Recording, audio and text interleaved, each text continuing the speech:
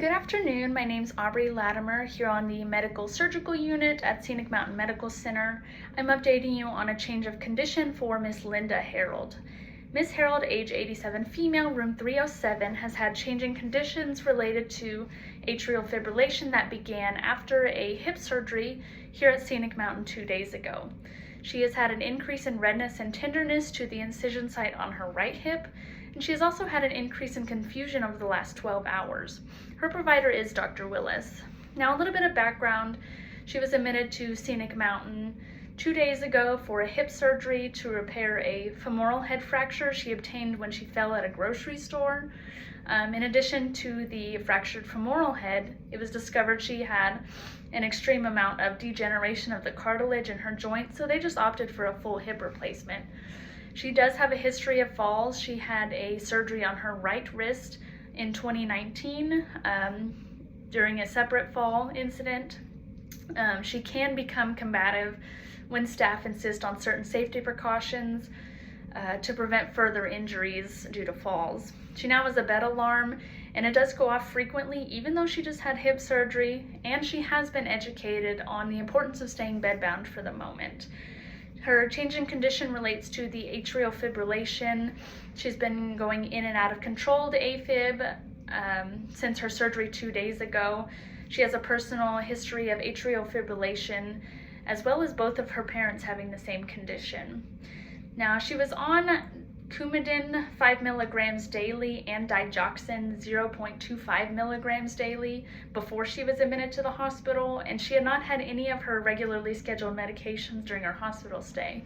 This morning at 0300, Miss Harold went into uncontrolled atrial fibrillation with her heart rate 120 to 130. We also recently learned that she uses a CPAP machine inconsistently at home, even though she has diagnosed sleep apnea. She does not take medical advice very seriously and mostly disregards a lot of the education we've tried to provide her. She is becoming increasingly confused as well, with reports of burning during urination, and so a urinalysis has been ordered and we are waiting on results. Miss Harold is currently asymptomatic with vitals within normal limits. Her heart rate is 76, blood pressure 120 over 80, temperature 98.2 degrees, and respiratory rate of 16. Her lung sounds are normal, and her oxygen concentration is 98% on room air. The CPAP machine is being delivered later, and we strongly encourage her to use it when she sleeps.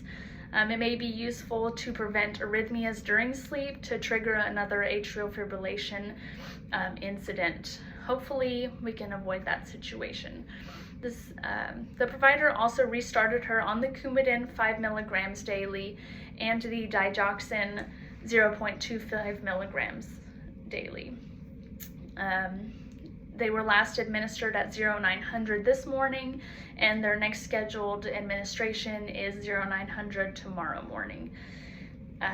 She has not had any more uncontrolled episodes, and Miss Harold's, her incision site is also noticeably becoming more red, and she reports it to be more tender to the touch.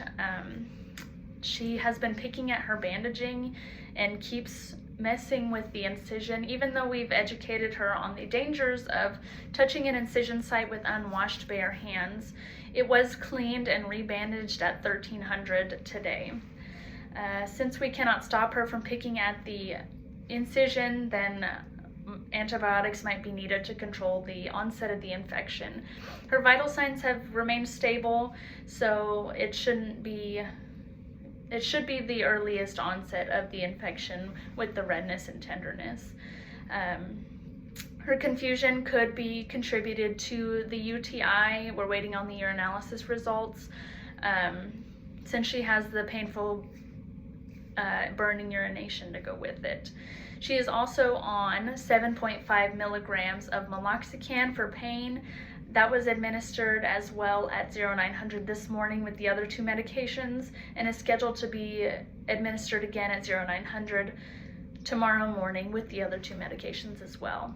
Now, I strongly recommend closely monitoring the incision site to make sure that the redness doesn't increase. Go ahead and notify Dr. Willis of the update on the condition and suggest that he get an antibiotic on board to get that taken care of. Keep an eye on her since she keeps picking at it, and try to make sure you clean and rebandage the wound every 12 hours. Once the test results for the urinalysis come back, if they're positive for a urinary tract infection, I suggest calling Dr. Willis again and making sure the antibiotics are enough for the UTI as well.